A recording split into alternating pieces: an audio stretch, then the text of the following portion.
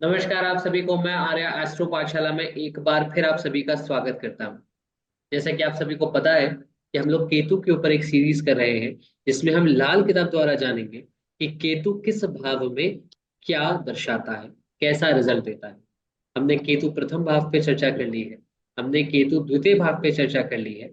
आज हम बात करेंगे केतु तृतीय भाव, तीसरा स्थान। कई जगह से मार्ग भी कहा जाता है, कई जगह इसे थैंकलेस जॉब का भी स्थान कहा जाता है, जहां पर व्यक्ति मेहनत तो बहुत करता है लेकिन उसको उसका परिणाम नहीं मिलता।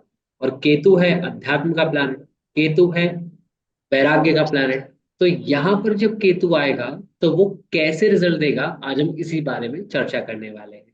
और इस चर्चा के लिए हमारे साथ मौजूद है लाल किताब एक्सपर्ट मिस्टर वेदव्रत त्रिपाठी जी। प्रणाम सर, स्वागत है आपका हमारे यूट्यूब चैनल पर। नमस्कार जी।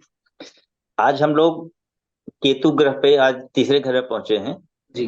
तो यदि केतु किसी की कुंडली में तीसरे घर में है जी। तो उसको हम कैसे समझें कि वो क्या करने वाला है।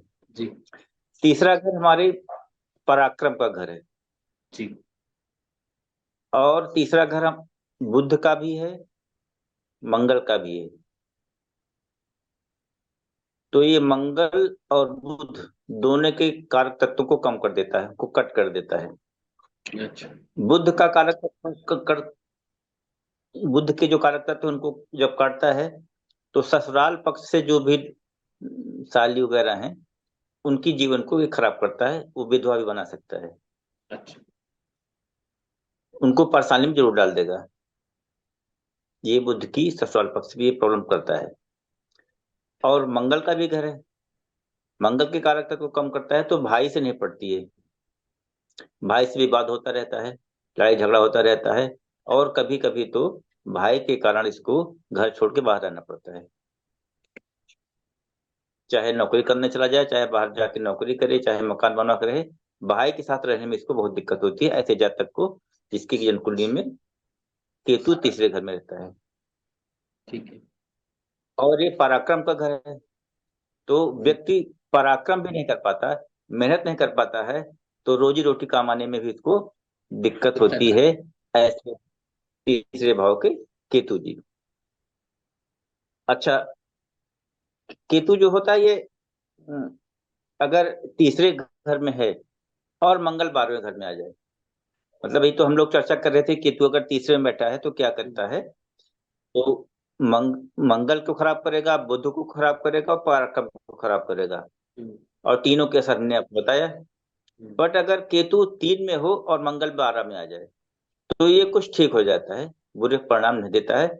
आदमी जातक की या तो 24 साल उम्र हो जाए तब वो बहुत अच्छे रिजल्ट पाने लगता है और उसकी आर्थिक आर्थिक स्थिति ठीक हो जाती है। या उसको पुत्र संतान प्राप्त हो जाए तो दोनों में से कोई भी पहले हो जाएगा तो केतु यहाँ उपद्रव नहीं करेगा उसको। आर्थिक परेशानी या भाई से विवाद ऐसी समस्या को कम कर देगा। अच्छा, ठीक। अगर केतु तीसरे घर में बैठा है, चंद्र मंगल अगर बैठ गए अष्टम में अच्छा। और दक्षिण का मकान हो जाए, दक्षिण दिशा वाला, हम्म। तो ये उपद्रव करता है और संतान पे बाधा आ जाती है। अच्छा। तीसरे वर्ष में संतान की मृत्यु भी हो सकती है। इसलिए केतु थर्ड वालों को दक्षिण के मकान में बिल्कुल नहीं रहना चाहिए, नहीं तो पुत्र संतान से उसको परेशानी होगी। पुत्र संतान बीमार रह सकता है या उसकी डेथ भी हो सकती है। और इसका एक इलाज है कि अगर आप शरीर पर सोना धारण कर लें हम्म। तो भी ये उपद्रव कम कर सकता है। ऐसा अगर आप पूरी पूरी कुंडली देख के जाने तो हो सकता है कि आपको ये फायदा दे कि सोना धारण करना है कि नहीं।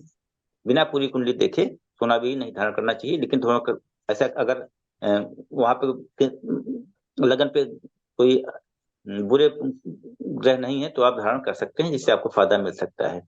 वरना केतु तीसरे घर में है तो प्रॉब्लम ही करता है।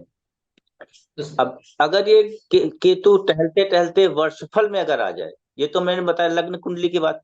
हाँ जी। लग्न कुंडली में हमने बता दिया आपको।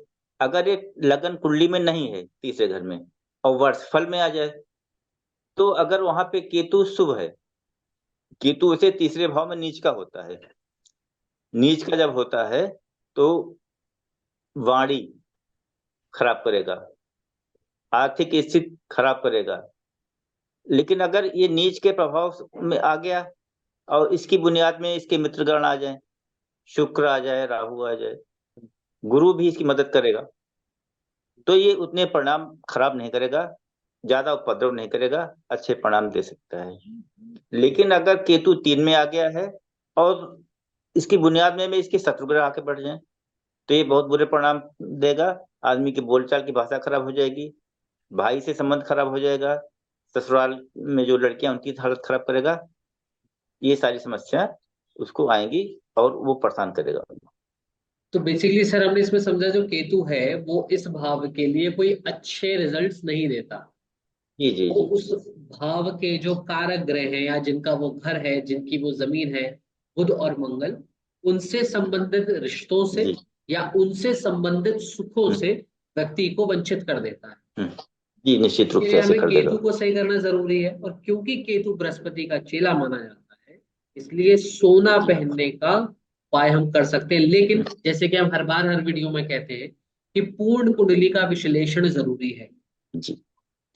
उसमें भी अगर केतु तीसरे भाव में है और अगर आपके 12वें भाव में मंगल है, तो केतु अपना उपद्रव हम्म। थोड़ा कम कर सकता है। लेकिन फिर भी मैं अपने दर्शकों को बताना चाहूंगा कि वो केवल एक भाव के ऊपर चर्चा देखकर अपना विवरण ना निकालें या कोई भी निष्कर्ष ना निकालें। वो पूरी कुंडली का एनालिसिस देखें और उसके बाद डिसाइड करें कि उनके लिए क्या सही है और क्या गलत है।